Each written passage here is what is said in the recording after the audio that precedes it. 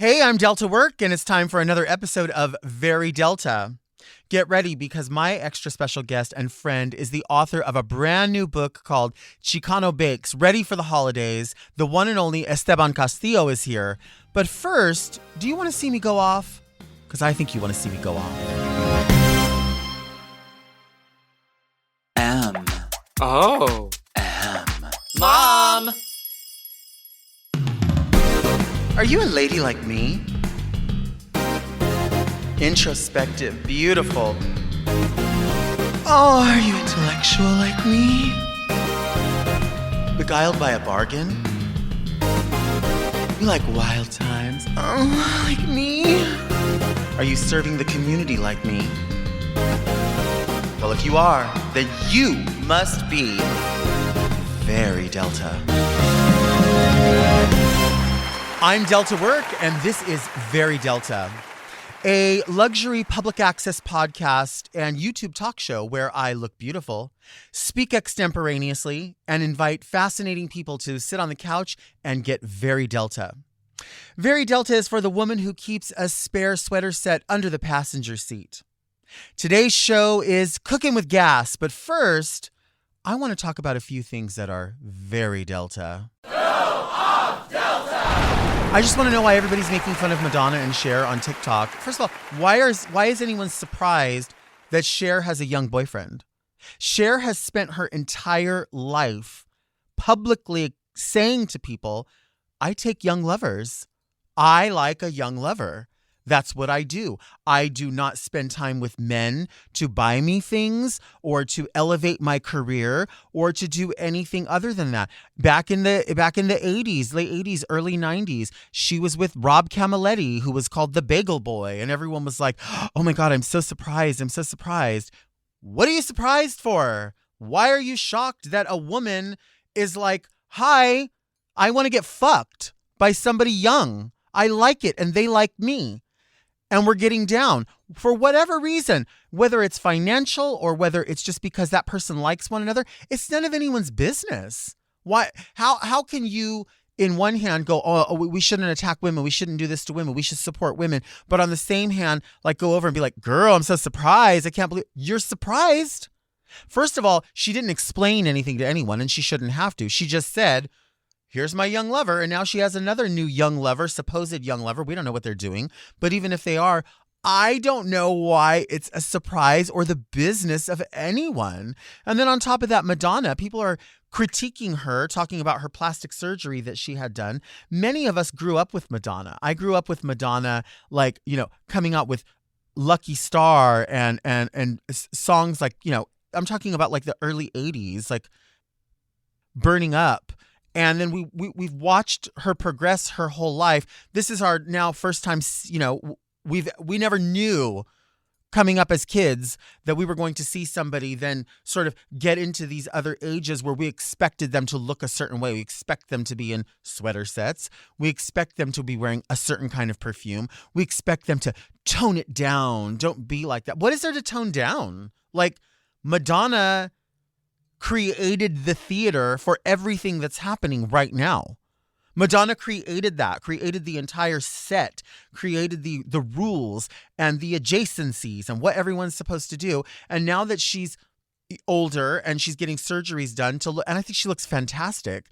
And people are like, oh my God, she shouldn't look that way. She's done too much. What's too much? What's too much when you're a gazillionaire and you've always been known for doing things that are controversial? When the Catholic Church came after Madonna and she was like, all right, well, I made a piece of art and you don't like it. Fuck off. Like, then don't like it. But how are people saying, oh, you've done too much. It's just too much. Well, what's too much? Because I grew up with women being told that after 40, they had to cut their hair and it had to be short and blonde. Like that was the thing. You just got to go blonder and lighter. Nobody likes women with dark hair. That just doesn't look young. Why do you have to look young? Why do you have to look old? Why can't you look the way you want to look? If Madonna, people, and then throwing these sort of slurs around like they're appropriate or like people, I've seen people say things like as if it's negative. They've said, oh, she now looks like she's another ethnic group. She looks Asian or she looks this way because she had a lift on her eyes. as if it's an insult. Like, then you're now incorporating other things. Oh, I can't believe you look this way. Why would you want to look that way? Well, why wouldn't you? Why wouldn't you want to look like you have a beautiful lift to your eyes or pale, smooth skin? I don't understand what the issue is with what Madonna is doing or what Cher is doing as people who are viable and important, especially to the queer community, the LGBTQIA plus community, who have always included everyone under that umbrella. Suddenly it's like they have to be torn apart because they're on TikTok dancing or twerking. So what? Everybody else is doing it. Why are they not allowed to do it? So younger people are allowed to go on and make fools of themselves. And then somebody else sees, oh, there's a viral thing, a viral dance. I want to do it too. I love this song. And then all of a sudden they're like bad or need to be like, they need to be ostracized or they need to be made fun of for wanting to dance or wanting to say, oh, I'm going to have great sex. I love it. Like, I have a young boyfriend. That's wonderful. Where have we gone that the same people that are saying, oh, we got to protect Britney. And then once Britney's out, it's like, oh, we don't have that conversation anymore. Now we have to attack Madonna. Is she okay? Is she ill? What's wrong with her? Like, is she aware? Baby, she's aware. She's viable, sexual, sensual, professional, important, landmark, legendary, groundbreaking. Cher is the same thing. These women are so important to us. But because they're not dressed like Betty White was? Like, that's not the same thing. I don't get why there's a rule after a certain age. You have to behave this way. We don't want any more of that. Stop getting on TikTok and telling everybody you shouldn't be enjoying your life. Only we can enjoy our life because we're young and we're on TikTok, or you're old, so you have to be on Facebook, or you're only advertising, so you need to be on Twitter. Like, it's just so bizarre to me that everyone is really tearing apart these two women that literally have done nothing but just include everyone in the conversation. And suddenly, because they're doing things that you're not doing, or maybe you want to do, all of a sudden they're gross or bad. Get the fuck out of here with that. That is so late. That gets under my skin all day long. Do you want to see me take a break? I think you want to see me take a break.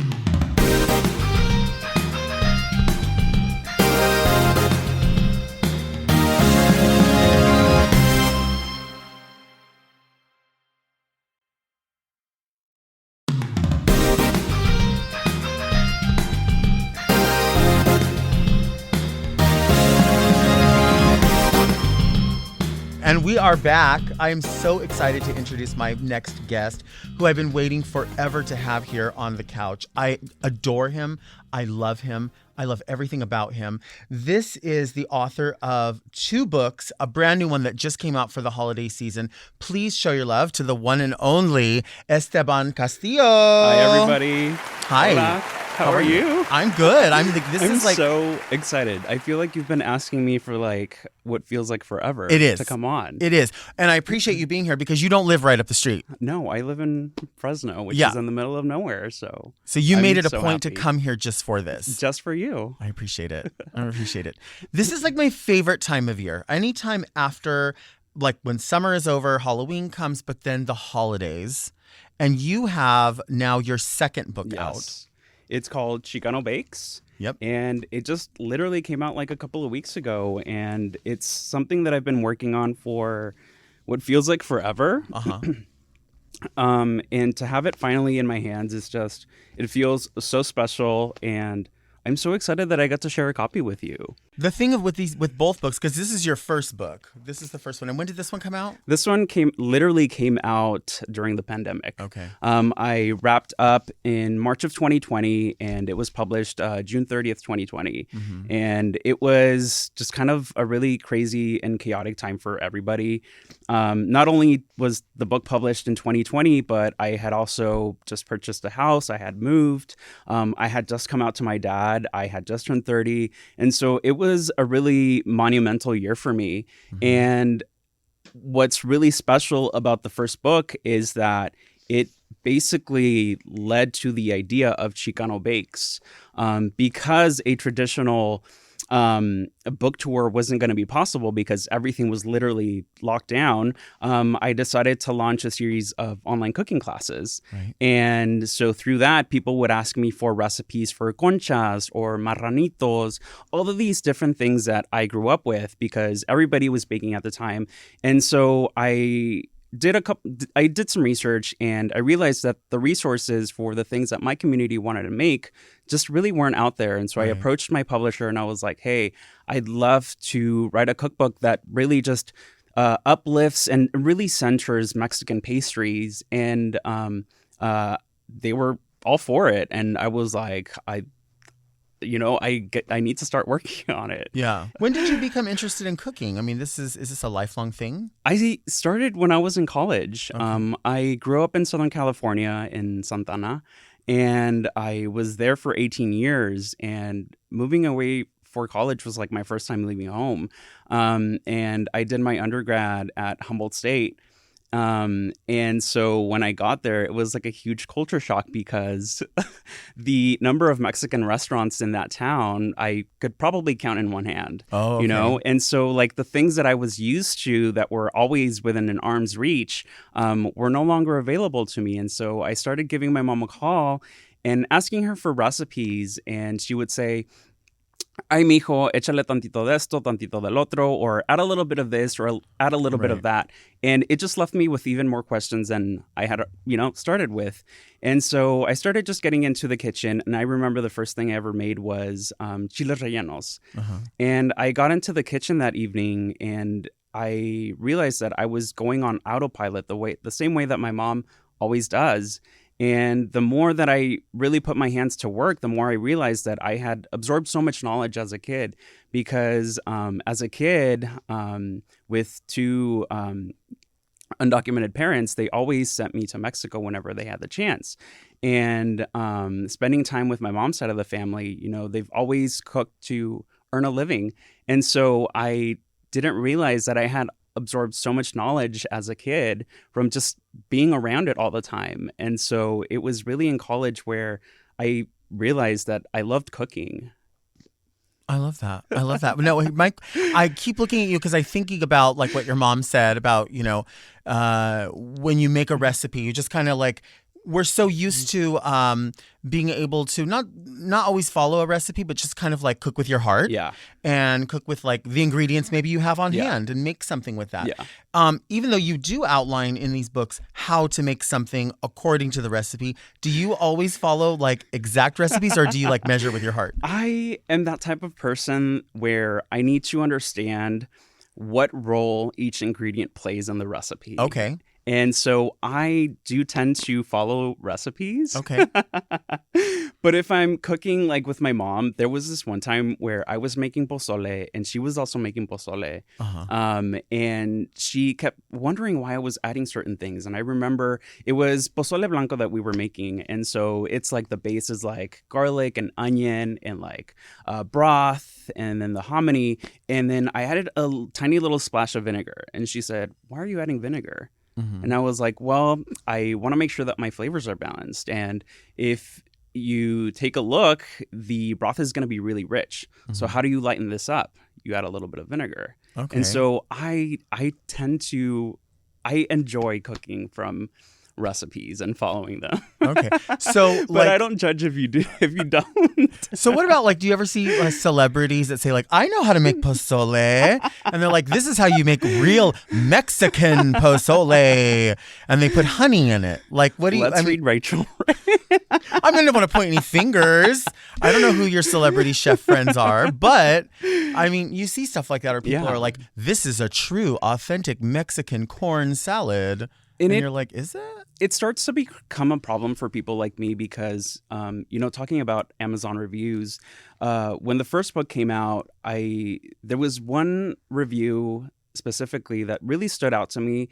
And I try not to let these things bother me, but when someone tells you that the recipes are really basic and that they're from the school of Rick Bayless and Rachel Ray, And so they're discrediting your work because they think that they're the standard. Right. It becomes kind of an issue, you know? And I think when we talk about celebrities, like these people, you know, it sort of feels like it waters down our work. Mm-hmm. And it also leads to this discussion of like authentic and what really is authentic, Right. you know? And so to her, I say, pick up a book. Yeah. And I hope it's fine. I think it should be. I think it should be. Absolutely.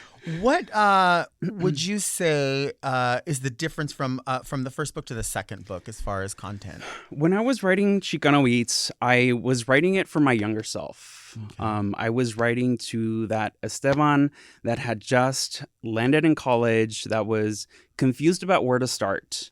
And so I wrote this book with people like that in mind, you know, someone who's moved away from home, who also misses their parents' cooking, who doesn't know where to start. And so I packed the book with so many different like staple recipes. You have like frijoles de la olla. I teach you how to make mole from scratch. You want to talk about basic? That is not basic. And I show you how to make 3 different types of pozole: red, white, green. I show you how to make birria from scratch. And then I also spend half of the book just, you know, doing fun things that I'm known for as Chicano Eats. As Chicano Eats, I get to take traditional Mexican ingredients and, you know, play around with them in non-traditional ways. I have like my champurrado chocolate sheet cake in here. But even in Chicano Bakes, I do the same thing. Where half of the book is really spent on these traditional pastries like conchas, rebanadas, marranitos, polvorones. But then I also have a lot of really fun recipes in here for like my horchata tiramisu, my café con leche flan.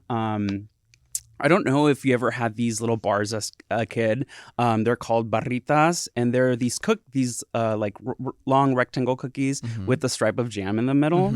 I took that concept and I made it my own, and I have these strawberry guava shortbread bars in here. They're just like so delicious.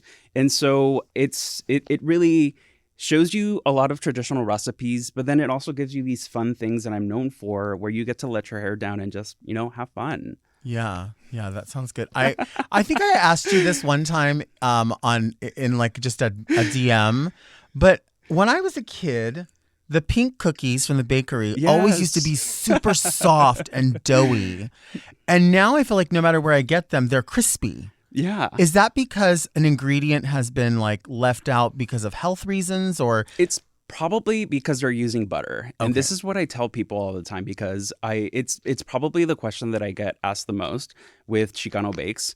Can I use butter in place of shortening? And the answer is, of course you can, but just know that the outcome is going to be different, because when we look at things like butter, it's a combination of fat and water, and shortening is just 100% fat. So making that substitute is going to change the texture of the cookie.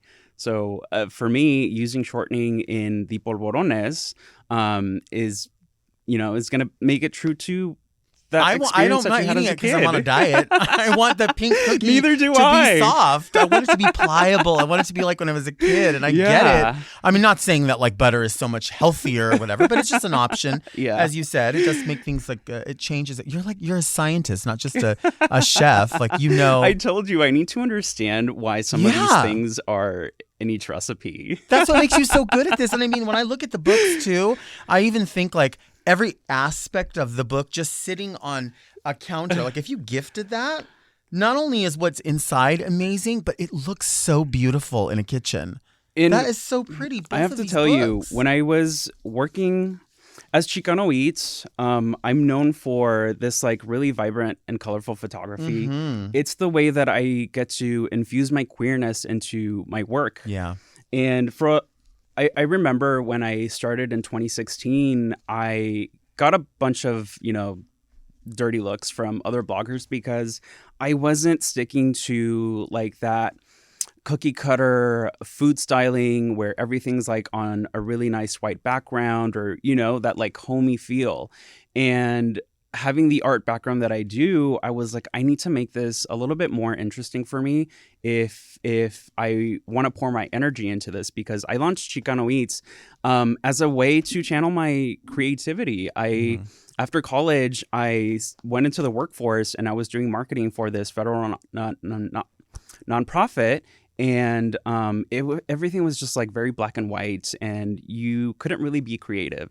And so Chicano Eats was like the way that I got to resolve that. And so Chicano Eats is very true to the aesthetic everybody knows me for. But when I was approaching the visuals for Chicano Bakes, I was in a totally different headspace. You know, I had just come out. We were in the middle of a pandemic, and one of the things that I used to do in those online classes that I was teaching was I always had music because it's like how I get through work. And so I always had disco playing in the background.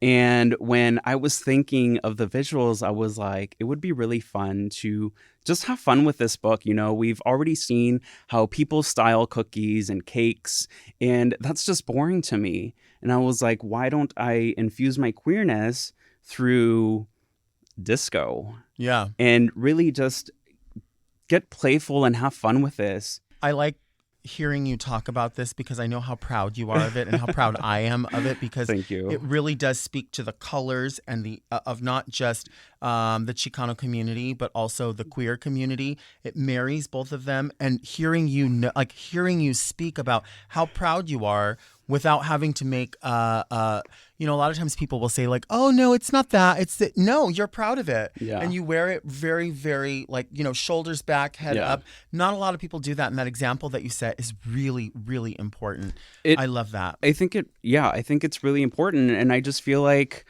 personally, there's not very many of us in the industry. And so when I got the opportunity to write this book, I was like, I want to make sure I stand out, whether people like it or not. I always approach my projects as, am I going to be happy with it? Right. Because that's who I'm trying to please. I'm trying to please myself, and I am. I'm so happy. And I just love how playful it is. It's gorgeous. It's so beautiful. I mean, really looking at, like, when you open the book, it's like a party is happening. Yeah. A party is happening. There was one shot in particular that I just love. I had found these like acrylic hands because sometimes I do some hand modeling for my husband where like I have to hold something for him. And so I was like, it would be really funny to incorporate the acrylic hands and like holding the tortillas, because as a kid, like the tortillas would come off the comal, and so they'd still be steaming, and we'd like roll them up and like pretend like they were cigarettes. And I was like, that is a perfect shot for this. Yeah, I like that. Would you mind doing some hand modeling for us here? We have a segment that I need some pointers from you. Well, you have because to, like, you sort of are the ultimate. You have to sort of spread your fingers out a bit, right? Yeah. So people can see all of your fingers. And the best way for you to do this is we have a segment called, what do we call it, Mark? We call it Gourd. You have to pick your favorite gourd here. So there's a few here, and you can take one and hand model with it. Ooh. So pick the one you think is interesting. I always think of gourd. I don't know. Ooh. I mean, are all gourds edible? Not all of them. No, not all of them. So how do you hand model with that? I would probably. It depends. Which one's my camera? Well, you have your rings on. Your rings add to it as well. Oh yes. So you want them to see that. Yeah. Can you hold it up and just go, yes, gourd? Yes, gourd. See that? Yeah. Whenever I'm like hand modeling for my husband, I always have to make sure that I'm not making claws. Right. Because then that like detracts from the food. Right. So I don't know. And why like that gourd? Ooh, it's probably because Jujubee picked it. It reminds me of my uncle. And it reminds me of her. Really? Yeah. That one. I've known Jujubee a long time, and that shape doesn't remind me of Jujubee. There would be a stubbier one, I think. Oh my god! I love it. Stores. Let's take a break.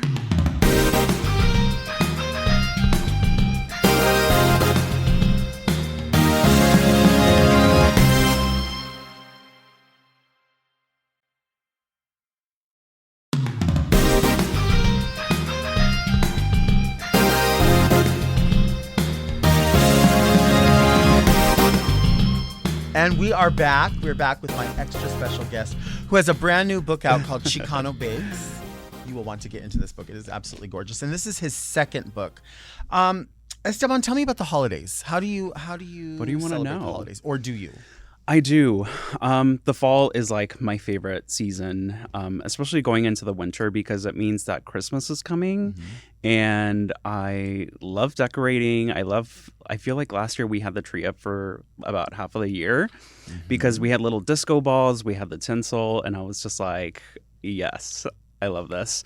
But Christmas time means that tamales are just around the corner. Right. And so, yeah, the Christmas is just like one of my favorite times of the year. How do you, like, if you're going to have tamales at someone's house, how do you like to have them? Like, what will you want? Like, do you want rice and beans? Do you not want that? I do. Like I want the rice and beans, but then I also want like crema mexicana on them. Okay. Maybe a little bit of shredded lettuce. I don't know.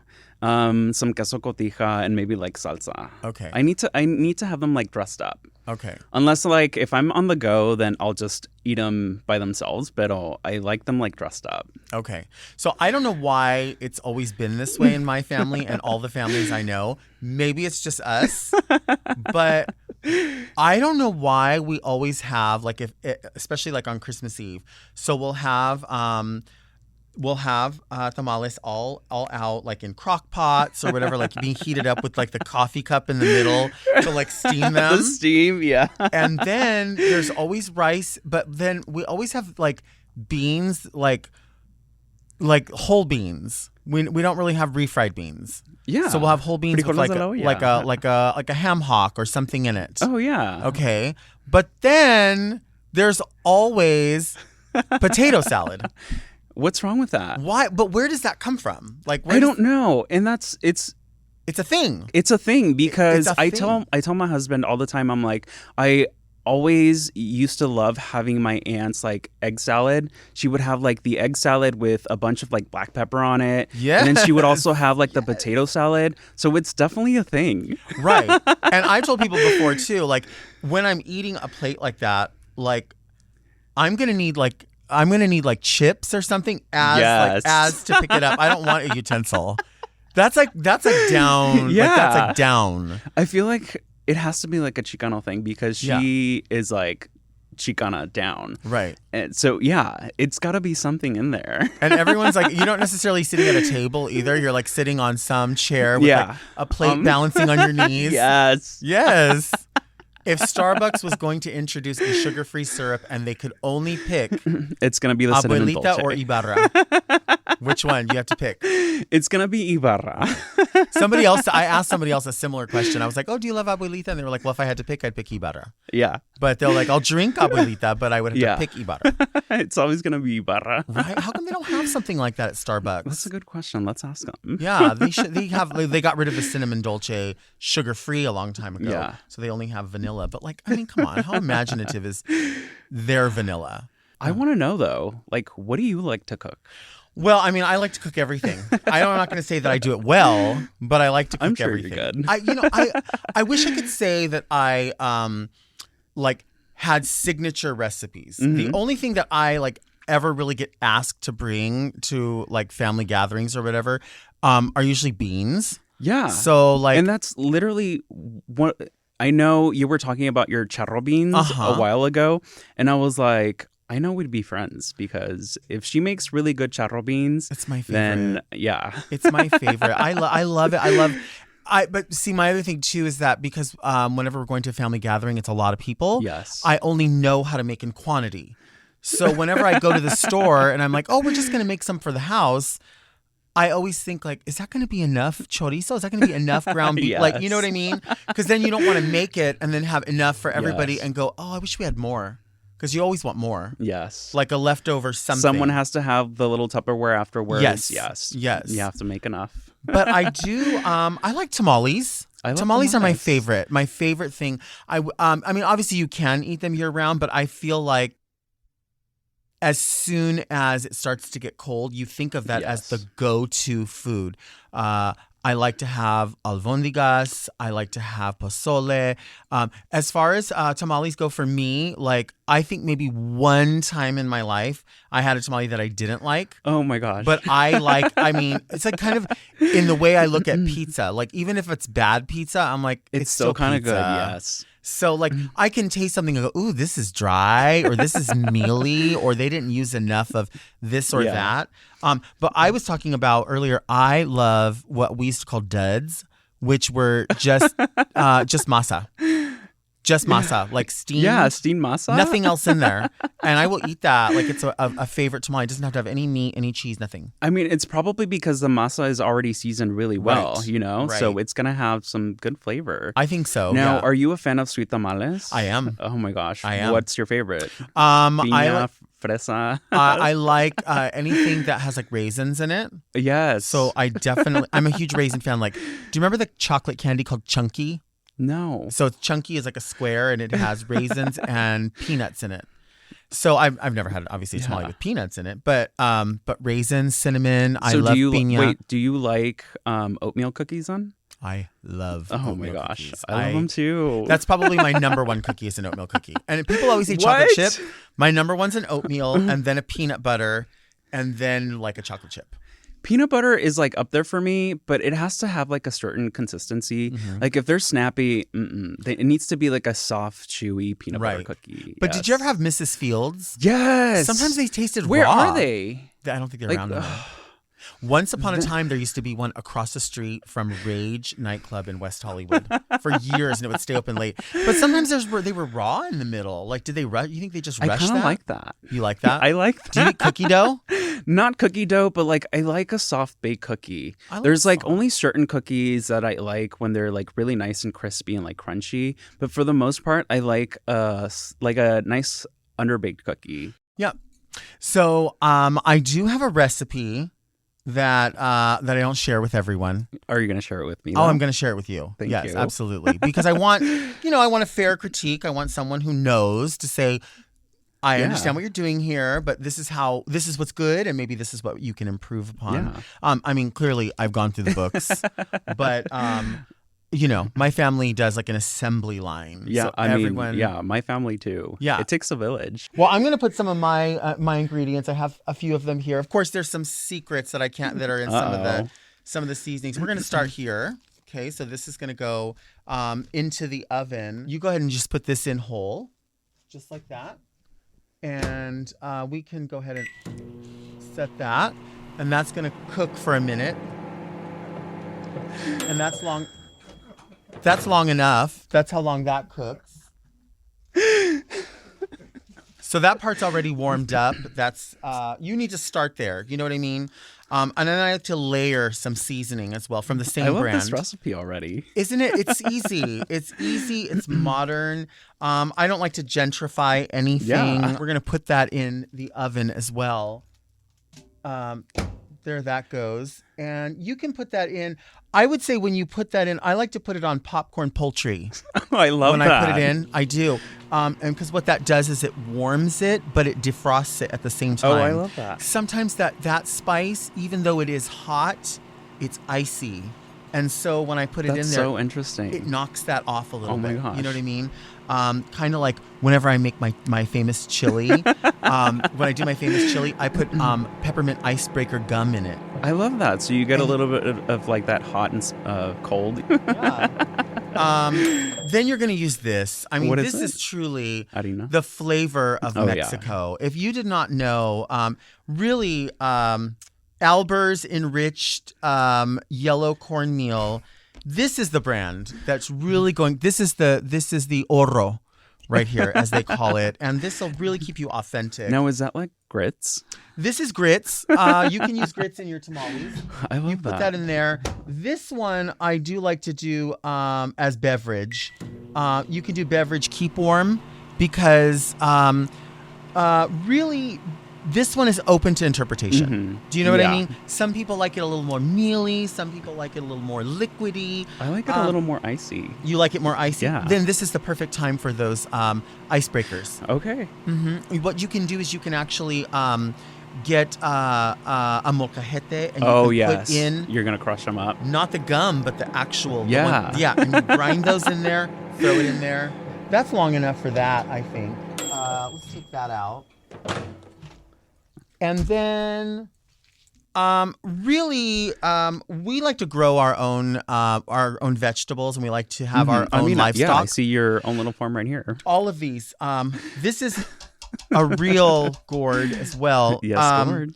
But what I like to use, really what the ancestors used, was 93% lean ground beef in your tamales. Yes. Mm-hmm. Yeah. That's what you will really want to use. Again, this one's frozen. So in order to even start anything. Is it organic? Well, we're going to put frozen entree and frozen vegetable. If you do both of them, it's more of a balance as well. Mm-hmm. I could hit defrost, but I want to start cooking. Yeah. I've had you here long enough. We need to start cooking. Yeah, we got to get to it. You know what I mean? So this unit, the reason it looks so big is because it's a prototype. And it cooks everything very, very quickly. Yeah, it's almost like a convection oven. You see it, right? That's already cooked. That's fast enough for that. And really, I think the magic of a recipe like this is really a whole onion. Yeah, it already smells so good. You smell it smells like my grandma's house. A lot of people say that. It's not just my Youth Dew perfume, which, by the way, what are you wearing that smells so good? Oh my gosh, I forgot to tell you about that. Yeah. I don't know if have you ever smelled Tom Ford's Bitter Peach? I have not. I brought it for you so you could smell it. I want to. Is this what you're wearing? Yes, I'm wearing a combination because I know that you might like to layer. So I was like, I need to layer two of my favorites. This is Tom Ford's Bitter Peach. That's what you're wearing right now. Let's smell what you're And wearing. I also like to layer this with Atelier's Pomelo Paradis. They just this is gorgeous. This is what you're wearing. yeah. Yeah. This is like the most realistic like grapefruit smell that I've these come smell. across. Now you said not everyone knows you're gay. They don't. They don't. They know. always you had to ask. come out recently. I mean, Yeah. my dad. Everybody else knew, but it was just like having that What conversation. was the with my giveaway? dad. You think? Probably all of the purses falling out of my mouth all the time. Yeah, that could be it. Yeah, but you can't label people. This actually, the smell of onion smells is wonderful. really good. I don't always love it when people fully smell like onion, but it is natural in a way. And I mean, if it comes from the earth and it comes from your body, it's got to be good. I mean, sometimes it kind of smells like a carne asada, so I like that. I'm down. I like that. I mean, if people smell like food, it's not so bad. Yeah. This actually, we're gonna do this on. I like to do this on softened fish. Yes. Because that would be like butter, creamers. Also, what else is here? Butter. Like a cream cheese, but in a fishy way. Mm-hmm. Because that just adds to it. Remember, you were talking about adding in ingredients that sort of balance this is everything going to out. balance everything out. This will balance Yes. it, and also if you cook it the way that you cook fish, it just does something. Yeah, I'm so excited, you guys. Those things are in there. The essence is brewing in here. I really want you to taste this. Are you ready? Yes. I think you're gonna love it. I think you're gonna love it. It's time for Christmas. Okay, so you come on out of here. Now, conveniently, now my hands, I washed my hands yesterday, so I should be fine. Conveniently, I managed to make with that because I told you that there's ingredients that I can't tell everyone about. I'll share. I with didn't you get to off see camera. those. Yeah. Well, I'm going to share them with you off camera. But I managed to make 3 different kinds. Oh wow. Yeah, with those ingredients. That was Yeah. like 5 of them. Well, the beef only made it in one kind.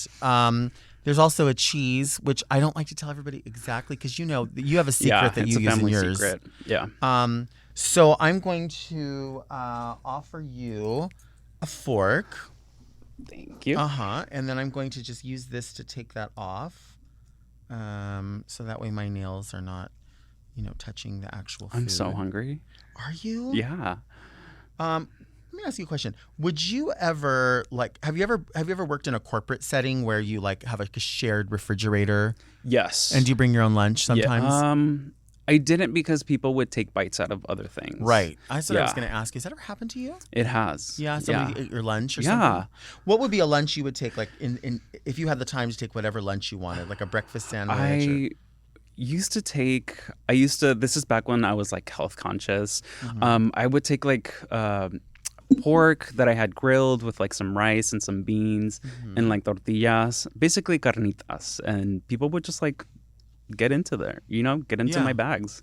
And they would just eat it. Yeah. Sometimes people just take one bite Yeah. and they just leave it. And it's like, where does that who does that? Yeah. Who does that? Now, I have to tell you, I'm not particularly proud of the chicken. There's a chicken one in here. No. Something happened with the masa because you can see the tamale shouldn't crumble like that. Yes. It should not. I think this has a far better consistency just from looking at it. Yeah. I don't know if you think- at home can see I that. feel like the chicken might have needed like an extra minute on the fish setting. Yeah. Yeah. I could see Maybe that. the potato setting. Fish, keep warm beverage. Yes. I do think that the pork looks like it will be pretty good. I don't know. Your honest opinion. Just bite into any of them that you think might be Okay. interesting, even if it's the ugly one. I'll do the ugly one. Okay. Because maybe sometimes it's the flavors there, Yeah. but The you flavor know. does look like it's there, so we are going to take a bite. Okay. It might be okay. Yeah, the flavor's not there. I can tell. I'm getting that nice, like warm but sort of cool sensation. Okay. Uh-huh. Yeah, it must have been those Mentos you were talking about. Uh-huh. No, it was the icebreakers. It was the icebreakers. Yeah. Yeah, Now what they're about so good. what about that one? Will This you taste one- that one with the more it's more full bodied, I believe. Oh yeah, This is a chef and a baker as well, a photographer, a model, a hand model, a husband, a disco fanatic. you know what's great about this is that I'm probably gonna need a glass of water after this. Okay. But the same thing happens at my mom's house, though. Do you drink Diet Coke? I'm more of a vanilla Coke kind of girl. Oh, okay. But you're in the Coke family. I have this conspiracy that they changed their formula Yeah, they did. because it doesn't taste like vanilla. Okay. Do you drink cocktails? I know you do because I've seen you make them. I do. I love a good cocktail. Have you ever had vanilla Diet Coke and Malibu rum? I haven't, but it sounds delicious. We used to call them Nillaboos. Ooh. Yeah, that's what we used to do. So, okay, the consistency's a little fucked up in that middle one. Yeah, I feel like it just needed that one more minute on the potato setting. This one, okay. What could save these?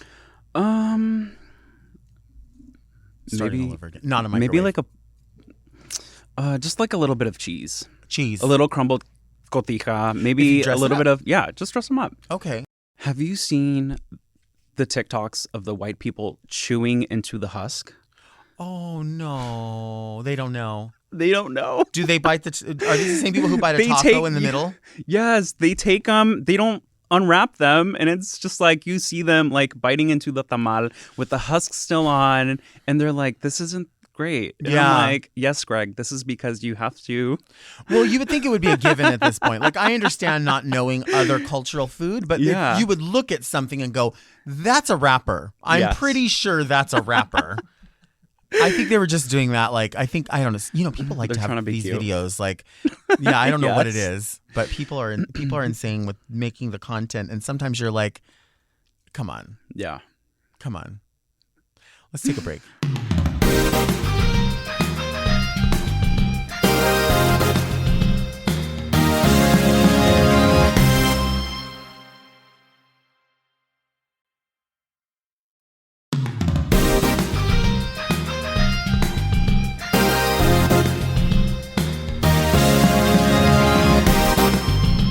And we are back. We are back.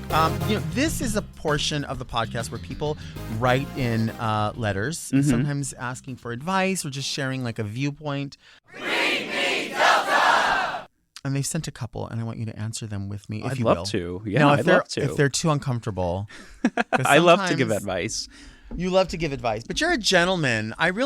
Seriously, you're such a gentleman that whenever I'm around people that I think are like, a lady or a gentleman or just a gentle person in general, I always feel uncomfortable because I'm like, you know, my conversations always end up in the bathroom. No, and people I love are like, it. here we go again. And I'm like, I don't want to do this to this person. They're so... I really do. I think that you're so sophisticated, and it's not everybody is that way. My husband will probably tell you otherwise. Well, I mean, you know, yeah, and that's the wonderful thing is that your husband is probably somebody, obviously, who knows you at your absolute worst, but Yes. champions your absolute best Yes. because he knows. You know what I mean? He knows how wonderful you are. Here's a piece of a letter that just says Delta. Oh, I love that. Yeah, That was you can quick. Do it however you want. Okay, so they sent this one that says, I've been a fan of yours, Delta, for many years, and I'm a fan of the podcast. Honestly, I've always admired your candor, your honesty, your comedy, and it's been great to see you in your element week after week, spilling some real tea. I'm curious on your thoughts and feelings around self-checkout. I think I want to see you go off. With love, Very Jerry. I like that. I want to see you go off too. I mean, you know, I prefer self-checkout. Me too. I prefer it. Even if I have like a ton of stuff, but I'm also that person that goes to, like, when I go to Target, I come up slow and like kind of look around to see what's the shortest line. Is anyone in self-checkout? And also, I think people are under the impression that guest services is only for returns, and they don't realize that it also says up there, checkout and returns. Yes. I only exclusively use the self-checkout Uh-huh. because for some reason, the universe, whenever I do get steered into someone's checkout lane, it is the one that takes the longest time. I don't know what it is, but it will always just take forever. Yeah. So if I have the opportunity, I'm going to go for the self-checkout. Yeah. Yeah. You know what I wonder too, when you go these places, like I wonder why people are afraid to get into. Some people are afraid to get into self-checkout. I know, like, I don't know the most about technology, so I know there are older people or that maybe are like, oh, I'm afraid that it's going to take my information, or it's going. And I get it. I do get that because I'm, you know, a crabby old bitch myself. But I, more than being crabby, I'm lazy. So I want to get in and out. Yeah. I don't want to sit around. It's not that difficult. I used to work at Fresh and Easy where all of the checkouts were course you self-checkouts. and And I worked at Easy. Target. And you were fresh and easy. And I was Fresh and Easy. And still am. But it was just like, all you have to do is just push like 2 buttons and you're done. Yeah. Like, You what's really are. so difficult. But what about when you get to the self-checkout and then they're like, you're scanning your things and then there's no bags? That literally happened to me last night. Yeah. And They're I'm like, just "Oh, we're like not having standing there, bags." like looking around, and there's like no one, like there's like no attendant. Right. I'm like, what am I supposed to just like carry them and walk out? Yeah. And what about when there's like 6, I don't know if you go to Walmart, but if you've ever been to Walmart and you go to their self-checkout, which is very comprehensive. There's lots of self-checkout, which I love, lots of options for everyone to get through. But there's like 500 people that work in there. And then when you need help, yeah. there's none around. Like, fortunately, where I go to one in Whittier or Santa Fe Springs, and there's like quite a few queer people that work at that one. And so they're always super nice and on it, and they know what's love going that. on. But then there's always a few that just kind of look at you like, what? What do you want? Why do you want? I'm like, I don't know. Like, Yeah, I feel like we need more gays, more queers in these spaces, because if you need something done, you know that they're going to do it, and they're going to do it very quickly.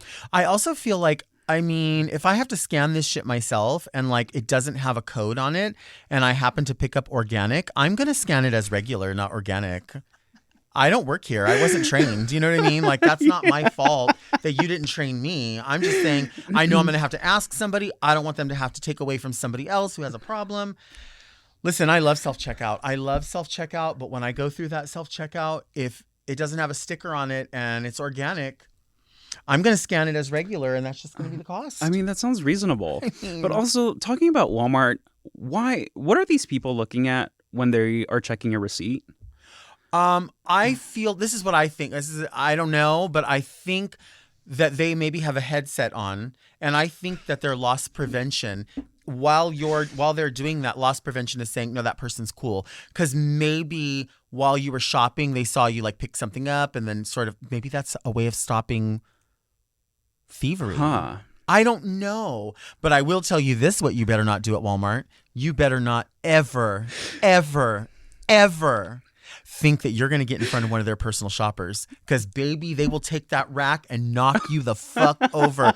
They are like, darling, this is Buffum's, darling. I'm personal shopping, darling. They are going to book it. Shoo, darling. What are you doing, darling? And you're like, oh, I just wanted to get some top ramen. And like, what? Please move. I'm a personal shopper. There's one that lives in my building. Nicest guy ever. He doesn't do that. But I'm not saying everyone does it. I'm just saying 99.9% of the people that do this job are like, I don't know why you're in here shopping by yourself. You should have a personal shopper like me. I wonder if you have to tip them on like on the little thing, like sign in, like, you know, when you go places and they turn the iPad around and they're like, they're going to be asking you a question here at the bottom. Do you want 40 or 80% tip on your $2 coffee? Yeah, I feel like everybody loves a little tip. I do. Yeah. Well, I mean, if we're going to do a little one, we might as well do a big one. All right. Another letter. Yes, Very Jerry. We love self-checkout. I love that your name is Very Jerry. I love that. Okay. Next letter. I'm keeping these in order, too. Ooh, this is a long one. Dear Delta, I pray my letter finds you well on this gorgeous autumn day. Recently, my 31-year-old adult sister adopted 2 orange tabby kittens, Bo and Beatrice, who are the most gorgeous shade of orange blossom and sweet cream. They are matched in beauty as well as personality. They are the sweetest beings ever and have truly been a welcome blessing in our lives. However, of late, they've somehow become angered at my sister and have begun angry pissing. It's been getting worse and worse to the point where she has to put a king-size waterproof mattress cover over her IKEA navy trundle bed so she doesn't arrive home from work to a sopping wet, pissy bed. She's confided in me that she woke up to Bo standing on top of her, pissing directly onto her tummy whilst she lay sleeping.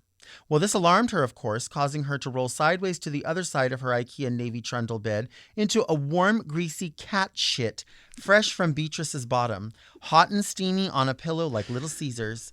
I heard her screams from down the hall. I ran to her door asking her what the issue was. Too embarrassed to tell me the truth at first, she said she herself was sick and accidentally shat her bed. What should she do? Sincerely, Bridget. My friends call me Midge. I mean, what would you do? You have cats? I have 3 dogs. You have 3 dogs. I love cats, but I'm allergic. Okay. But I've heard that cats sense danger and sense evil. Mm-hmm. So if they're acting out, maybe we need to look at the sister. I think so. They're trying to tell her something. So let's look at the sister. They're responding to something in the environment. Yes. It's definitely environmental or and when I say environmental, it could be that she's in the environment. Yeah. You know, they're responding, they're saying something. Maybe take them to the vet and have this conversation with the vet. Maybe visit a cat whisperer. Yeah. That's an option. I would also suggest like a limpia. Mm-hmm. Like, grab, find a witch. Yeah, you get need a cleansing. Also, I mean, back in the day, they used to get a pillowcase and they would just drop them in the river. Oh my gosh. I know. I wouldn't do that. Are we that. dropping the sister in the river? Yeah, that's what I'm saying. Okay, yeah. I don't want to do it, but you could. They would do that with cats, but the cats aren't the issue. Your sister's the issue. And, I mean, I think you might want to wrap her up in the navy duvet. Yeah. Yeah. And for the IKEA stitch that up with some, what are those, zip ties? Yes. And just push her off because she's causing a problem for these 2 cats. Especially if they're the orange tabby cats. I feel like those are like the sweetest ones. I have one. Let's look at the sister. I have an orange tabby cat. He's a big boy. His name is Tango. Oh. And he's kind of a dum-dum a little bit. Like he's kind of like oafish. Mm-hmm. And I like that. And then our girl cat is Cha-Cha. And she's a black cat, thin, super, super like shiny and green eyes. And she's very aloof. So whenever she's around, you can kind of see them having this conversation where he's like, hey, what's going on?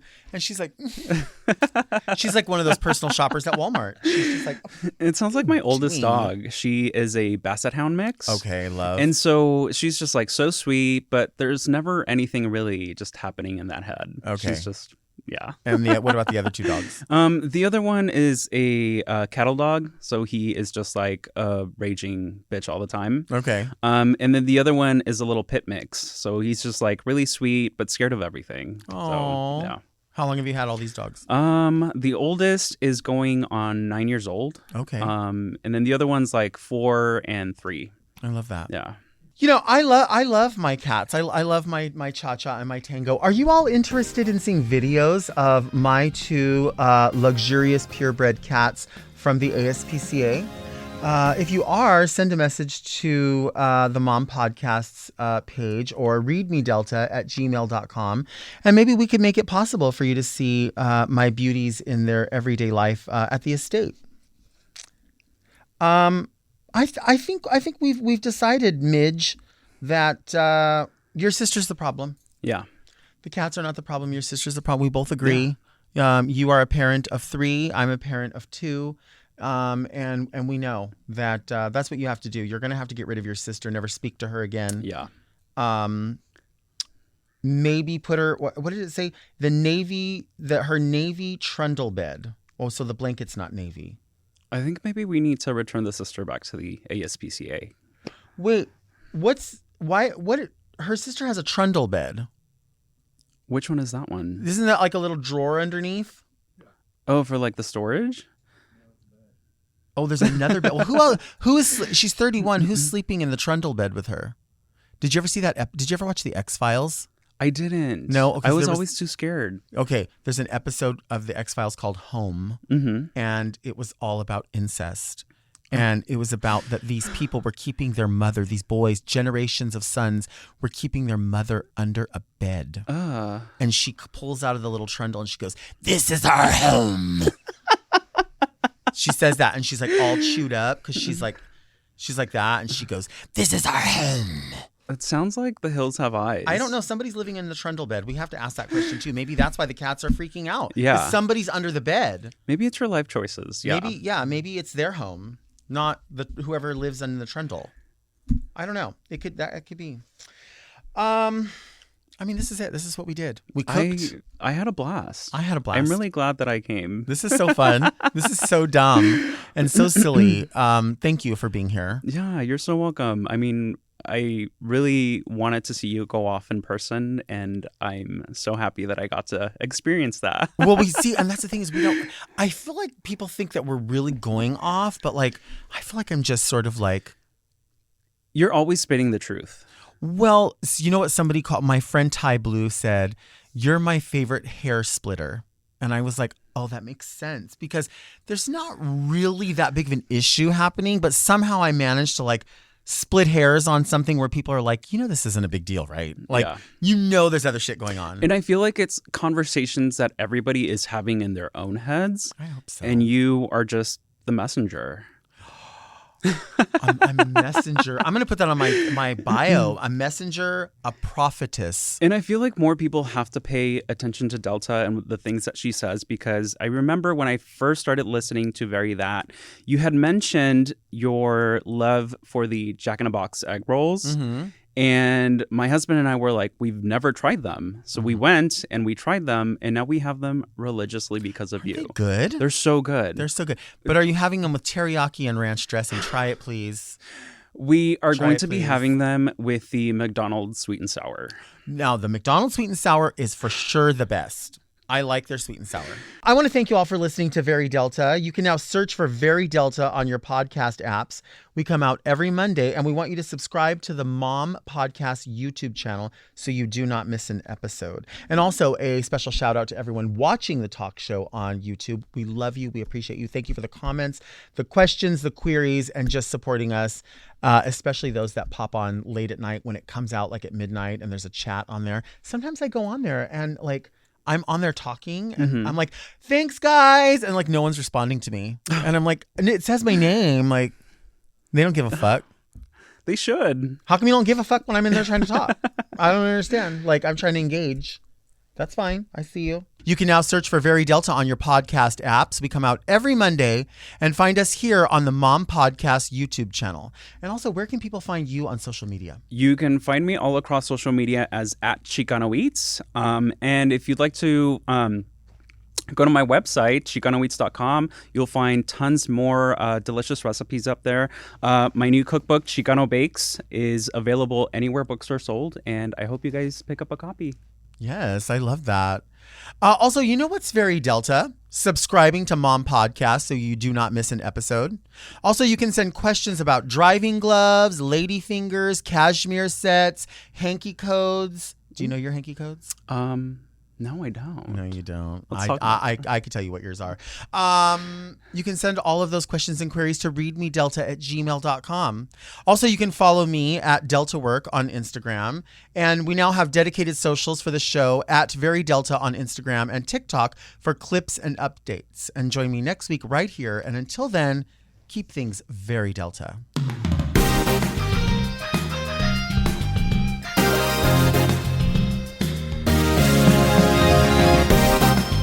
To listen to Very Delta one day early and ad-free, sign up for Mom Plus at mompodcasts.plus.